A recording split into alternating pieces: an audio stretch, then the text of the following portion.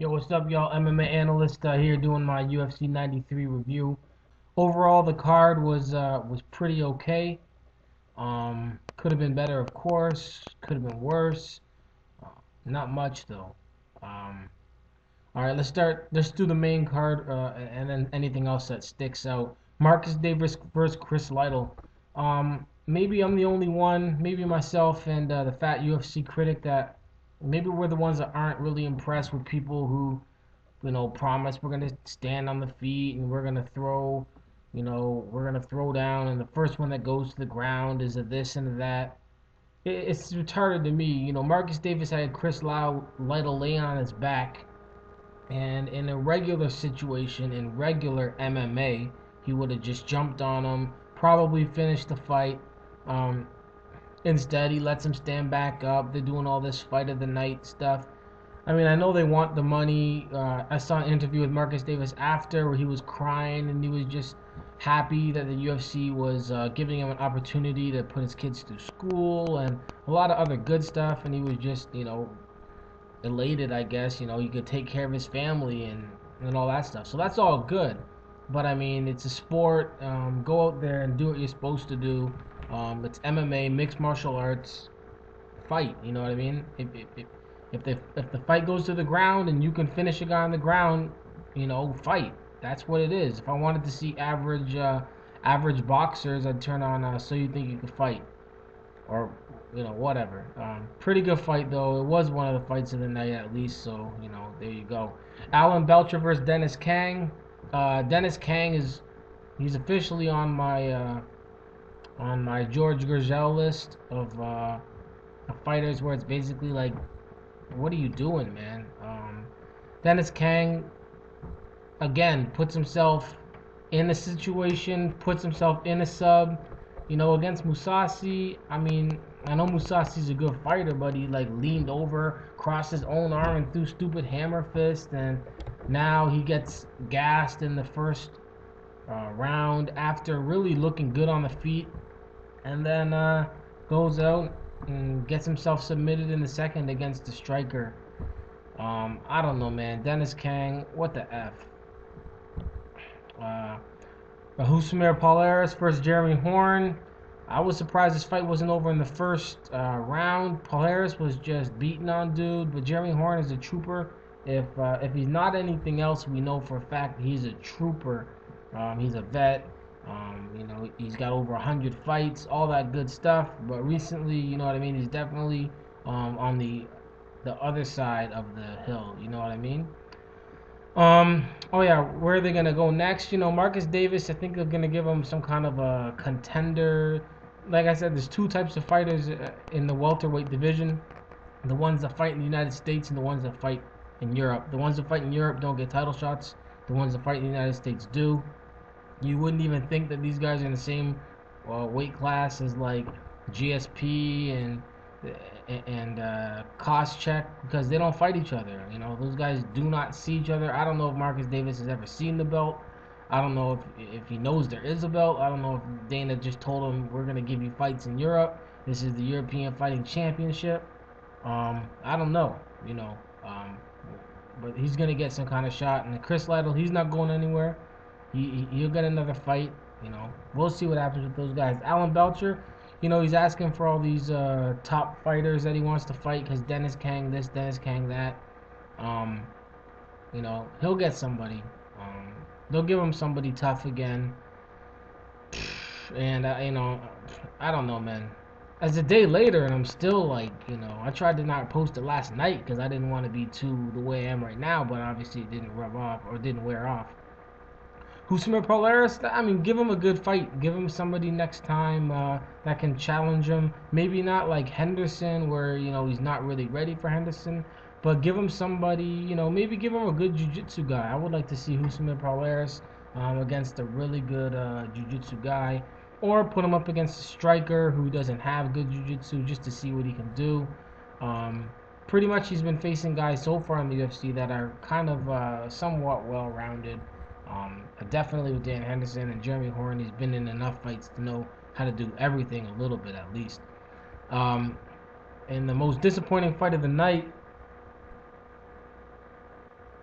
but it could have been worse. Mauricio Shogun Hua versus Mark Coleman. Before the fight, I was worried that Mauricio would, maybe he was still a little injured, maybe he wasn't ready for the fight, maybe this, maybe that. Then when the fight, when I saw Mark Coleman, I was like, there's certain types of old.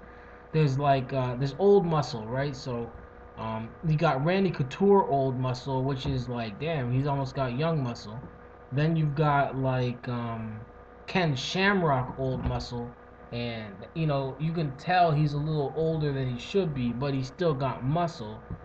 And then you've got like Ric Flair old muscle, and that's the kind of he was not exactly in like the Hulk Hogan, Ric Flair muscle, but he had that old man muscle that like if the Juice Man like took his shirt off and you saw the muscle he had. So I was like, oh, this dude is not even ready to fight Shogun, even if Shogun isn't ready. Damn, he wasn't ready. Thank God I was right. Um, he wasn't ready to fight Mauricio Shogun, who he faced.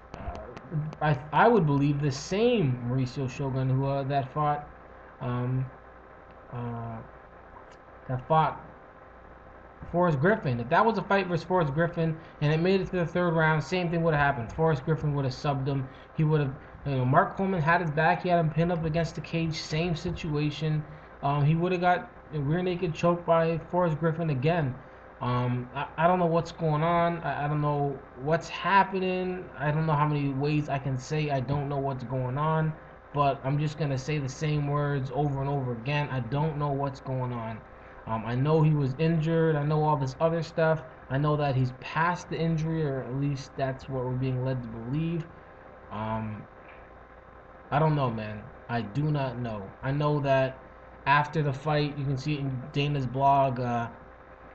They went backstage with one of the Fertitta brothers rolled up in his changing room. Can you close the door type stuff, and said, yo man, you did a good job. Shogun was kind of confused. I've met him, I spoke with him. He doesn't really speak English that much. He's learning. But when Dana White walks in, you basically go, yes, yes, oh, thank you, thank you. And then he said, do you want to fight in April? Oh, yes, yes. Chuck Liddell, yes, yes. Oh, great, great.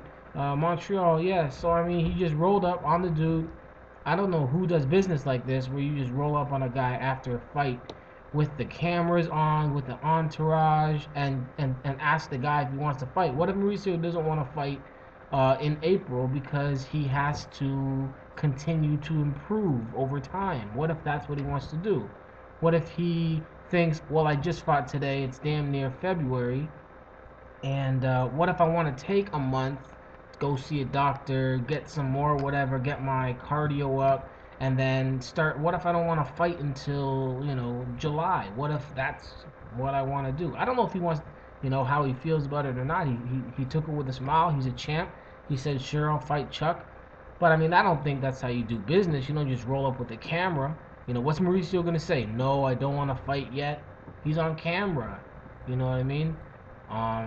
Dana's there. I don't know if it's Frank, but I'm gonna say Frank Fertitta's there. What is he gonna say? No.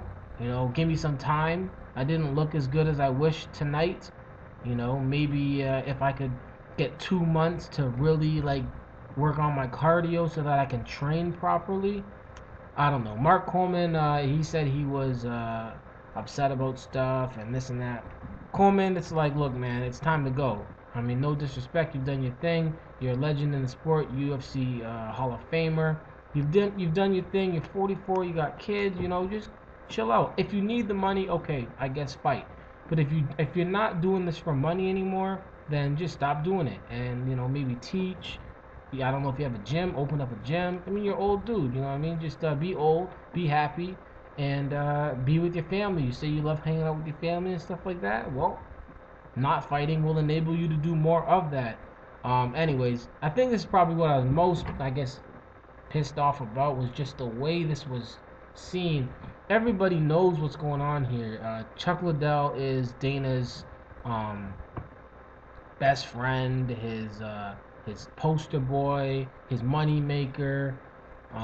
He wants Chuck Liddell near the belt. He wants another title shot for Chuck Liddell. He wants money events with Chuck Liddell in the main event. Um, Shogun Rua has a past. He has history. He's a guy who used to be just vicious, and he's still young, and he's over in Pride doing his thing. So now he's in the UFC. It's very clear to me what's going on. Dana White wants uh, Dana White wants uh, Liddell to go out there, knock out Mauricio Rua, and look all impressive and stuff. And Shogun, Shogun didn't look as good as he has in the past. So when's a better time than now for to try and set up a fight so that Liddell looks amazing against Mauricio Shogun Rua. I pray to God that Mauricio Shogun Rua is able to get into the gym, to handle his business, to work. I hope his camp buckles down with that cardio, or if it's possible, if it's his knee or whatever it is. I hope he's able to just give it what he was able to give in the past. To me, it's very clear what's going on. It's a setup. We're gonna corner him. We're gonna roll in, and you want to fight. Here's the cameras. You do? Okay, good. You're gonna fight. Like, there's an order. Do you want to fight in April? Chuck Liddell, Montreal. Okay, good, man. You the man. I mean, he's gonna get paid. He's a grown man. He can say whatever he wants. Shogun can. I don't believe he's afraid to fight anybody, so that's not an issue. But timing is of the essence. Rampage is fighting Jardine. They went to Rashad Evans and they said, Rashad, do you want to fight Rampage at UFC? I think it's 96. And he said, no, I need more time to fight Rampage. That's fair. These guys are professional sportsmen. Time is something that you need. And I don't know how much Mauricio has to turn things around, but it looks like he's going to have to, and I hope to God he spoils the plans that I believe exist out there. Main event, I'm going to keep this short and sweet. Rich Franklin and many others in the last have basically shown me that of elite fighters, of the guys that are at the top, there really isn't that much of a space between them. I used to think, this heavyweight was this much better than this heavyweight, and if they ever fought, they would get, he gets smashed. Or, for example, Dan Henderson is this much better than Rich Franklin, and if they ever fought, Dan would just own him. I thought that, and I've thought that about a few other fighters. And the reality is, when you reach an elite level like where Henderson is, where Franklin is, they're all at somewhat the same level where any guy can win any night. Of course, you've got Fedor Emelianenko, not really the same. And now you've got the present day Anderson Silva for his weight class. You've got BJ Penn, who he really hasn't had the toughest situation at lightweight. I mean, he took care of the #1 contender, but he hasn't really had to defend it much. But basically, you've got your main 4 or 5 guys, GSP, who are absolutely most likely at a higher level than the rest, and then everybody else at the elite level is pretty much in the same category where any guy can win any given time. I guess that's why it makes this sport so exciting. Anybody who thinks that Rich Franklin won this fight, I mean, if you're gonna get upset at me for saying this, and that's fine, but I don't know what fight you were watching. Dan Henderson won the first round. He had him up against the cage I think it was Kendall Grove and Jorge Rivera. He was just getting beasted. Third round, obviously, Rich Franklin won that round. And then the second round is the one in question. But in that round, I truly believe Dan Henderson won the fight. Anybody who says that it was a robbery is absolutely nut-hugging, no question about it. It's a close fight, yes, and it's a close decision, yes. Robbery, absolutely not. Nobody was robbed in this fight. And 30-27 for Rich Franklin is absolutely mind-boggling. I don't know where they get these guys from. There's at least one every event. there's at least one guy every event who gives, just a ridiculous decision. Like one of the judges gave Chris Lytle a round. Gave Chris Lytle 2 of 3 rounds against Marcus Davis. Marcus Davis wins split decision. How was that a split decision fight? Anyways, UFC 93. I'm glad it came. I'm glad it's gone. The next ones are coming up. UFC MMA in 2009. It's looking real interesting. Let's look at the undercard real quick. John Hathaway smashed Egan. Egan was not ready for this matchup. Period. Hathaway went in. Man, looked like a Division I wrestler. Just absolutely destroyed him. Martin Kampman won by TKO. Very nice fight there.